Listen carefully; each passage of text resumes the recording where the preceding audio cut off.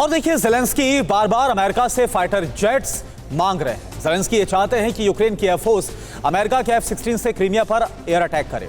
अब अमेरिका ने ज़ेलेंस्की के जंगी जुनून को और भी हवा दे दी है। अमेरिका अब यूक्रेन के ही मिग जेट्स में F-16 वाली मिसाइल फिट करने जा रहा है। अमेरिका ने ज़ेलेंस्की का क्रीमिया मिशन पूरा करने के लिए ऑटोमेटिक बम भी भेज दिए हैं। क्रीमिया पर पुतिन का सिर्फ एक जवाब है और वो है न्यूक्लियर विनाश।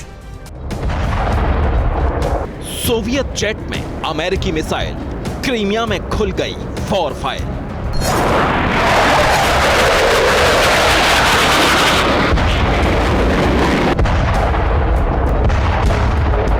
ज़ेलेंस्की क्रीमिया को छीन लेंगे या बचा खुचा भी गंवा देंगे।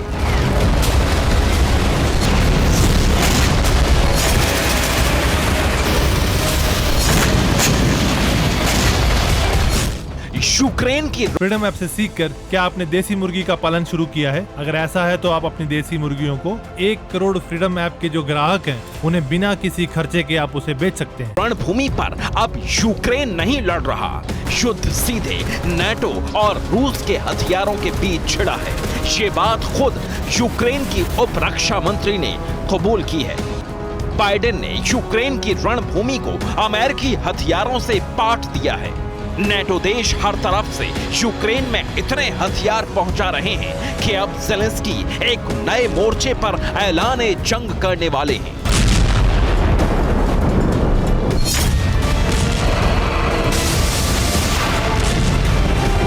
ये मोर्चा है क्रीमिया का।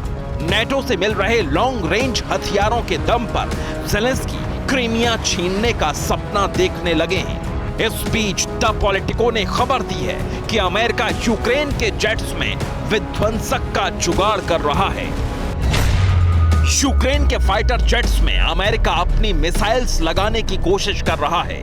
यूक्रेन के पास सोवियत जमाने के MiG-29 फाइटर जेट्स हैं, जिनमें अमेरिका F-16 वाली मिसाइल्स लगाने की तैयारी कर रहा है।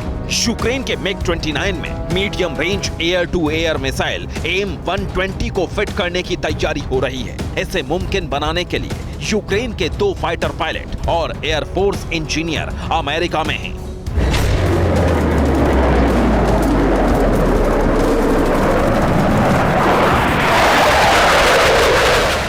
ज़ेलेंस्की ने बाइडेन से कई बार F-16 फाइटर जेट्स मांगे हैं, लेकिन अमेरिका नहीं चाहता कि यूक्रेन की युद्ध भूमि में रूसी मिसाइलों से उसका फाइटर जेट गिरे और अमेरिका की ताकत पर सवाल उठें।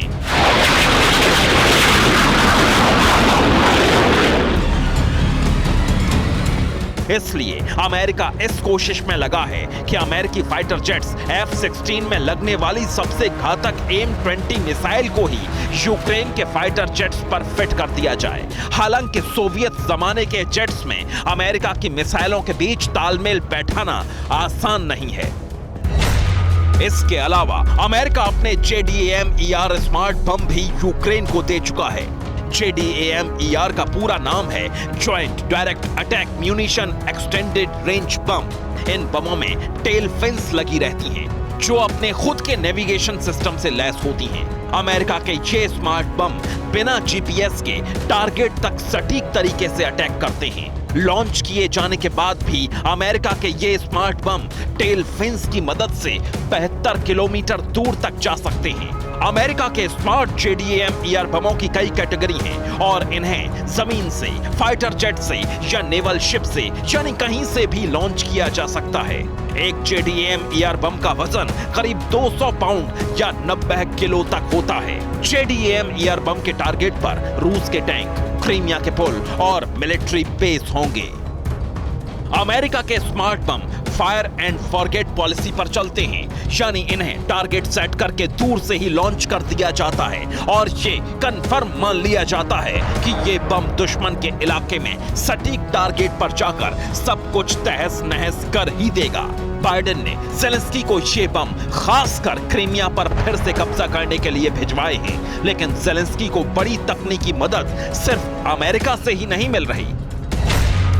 कनाडा ने यूक्रेन को 300 हाईटेक ड्रोन भेजने का फैसला किया है। कनाडा अपने सबसे आधुनिक जासूसी drone टेलीडाइन फ्लियर R-70 sky rangers Ukraine को दे रहा है। इन आधुनिक ड्रोन से थर्मल इमेजिंग, सिग्नल इंटरसेप्ट और दुश्मन की वॉर स्ट्रेटजी का पता लगाया जा सकता है।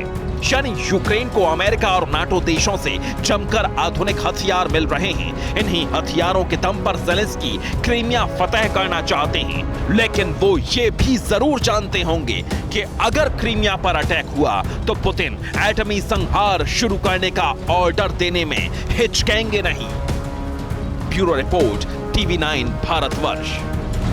फ्रीडम ऐप से सीखकर क्या आपने देसी मुर्गी का पालन शुरू किया है? अगर ऐसा है तो आप अपनी देसी मुर्गियों को 1 करोड़ फ्रीडम ऐप के जो ग्राहक हैं उन्हें बिना किसी खर्चे के आप उसे बेच सकते हैं।